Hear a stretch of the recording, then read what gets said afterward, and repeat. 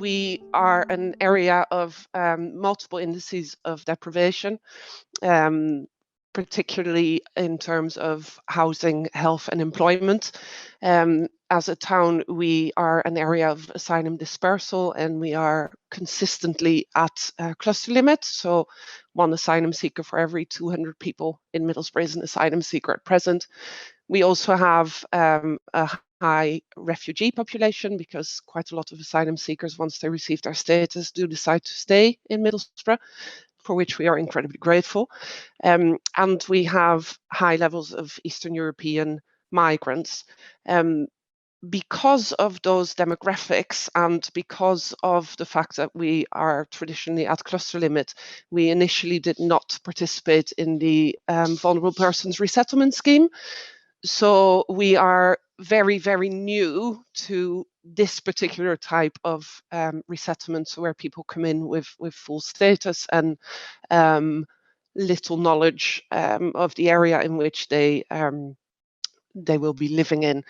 That being said, Middlesbrough is very, very proud of its background as a welcoming town and a very diverse town. So when the opportunity the request came to house Afghan Arab individuals, we immediately said yes. And we in fact welcomed one of the families who were on the very first flight into the UK in our town. Because we are new to this particular type of resettlement, we are very much, one of the other speakers mentioned crisis moment, and that is kind of how we are dealing with things, where we try to understand what the most immediate needs are, whilst at the same time thinking forward around what their more longer term needs are going to be. An obvious immediate need is housing.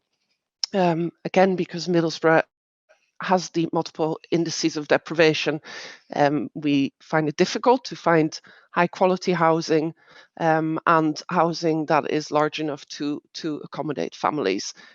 But so far we've been really successful. At the minute we have 3 families, and we are hoping to welcome a 4th within the next few weeks.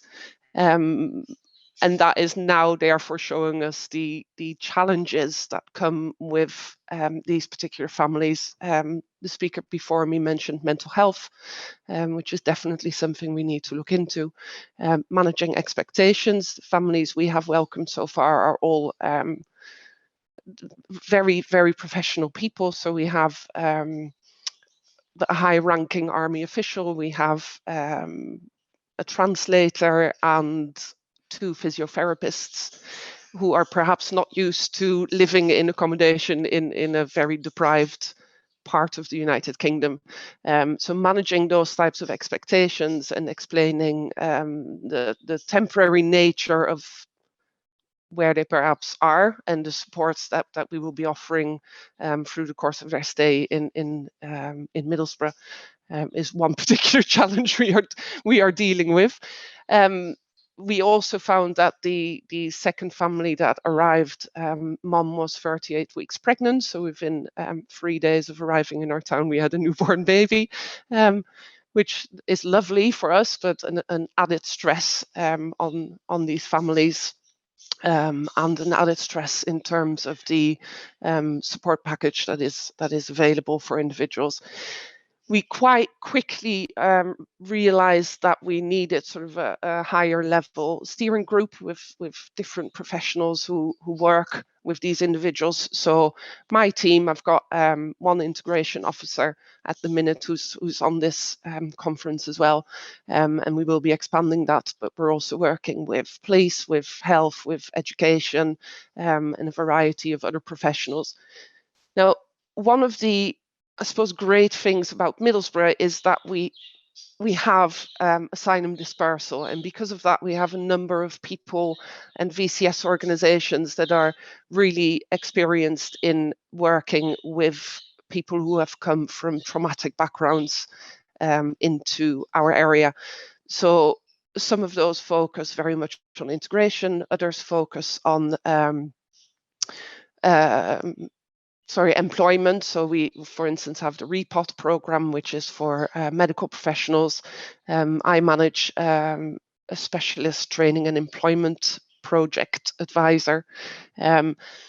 And we have the Ethnic Minority Achievement Team, who focus specifically on the education of children from ethnic minorities, so ensuring they are in fine school places or are supported outside of education if they are awaiting a school place, and their parents are supported through language education, etc.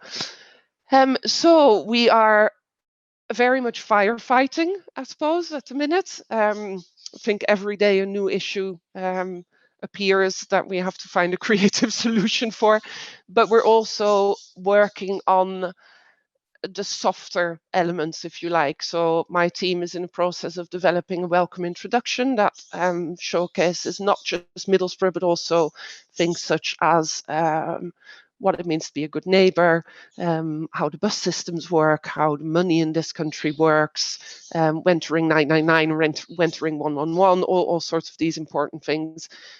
We are developing weekly coffee mornings, so where these families, which they have specifically asked for, can meet each other and spend time with each other. And obviously, as we welcome more families, that will grow, and we'll look at the possibilities and desire, I suppose, to involve other services in that. So again, looking at mental health in particular, that's one of the things I'm very keen to focus on, but also on activities for the Afghan women to participate in. So we are looking at developing that. We're very happy to say that 4 of the children who have arrived now have been given a school place, which then brings by another challenge, because we need to find school uniforms for these children, and doing that in such a way that I suppose children can maintain their dignity. So a lot of families would not be overly happy with receiving second-hand uniforms.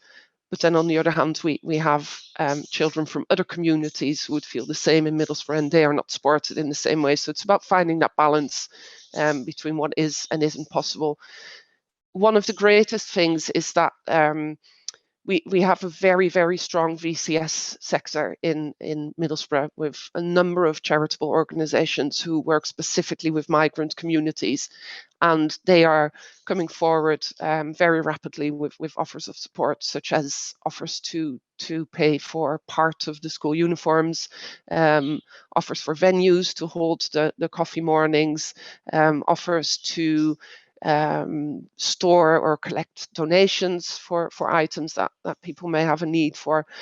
So it's been I think a very, very positive experience overall, seeing communities come together, both private and public and voluntary.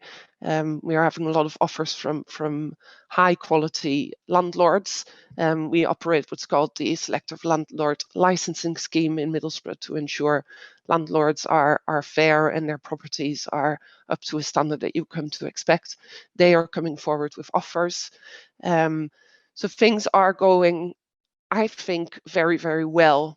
But I think it's also important for local authorities who are considering taking part in this and who haven't previously, to be realistic about the challenges that it does offer. My integration officer Yassine is on this conference, and I'm sure he would agree that it is a very difficult job and a very, very challenging job, although it gives a lot of job satisfaction, I hope. So I think that is kind of where we are. There are a number of community tensions we are very aware of at the moment. There are a number of Afghani families with British citizenship who live in Middlesbrough who are stuck in Afghanistan. So that is causing a problem.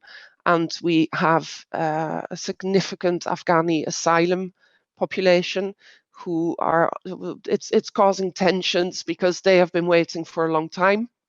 and now see other families coming in. We have anecdotal evidence that in the Teesside region where we are, one Afghani asylum seeker has just been refused on his claim. So these are things that we need to keep an eye on, because ultimately all the communities, which is my role, I suppose, have to be able to get along, and there's a perceived unfairness, I think, in some of the population that we need to keep our eyes on.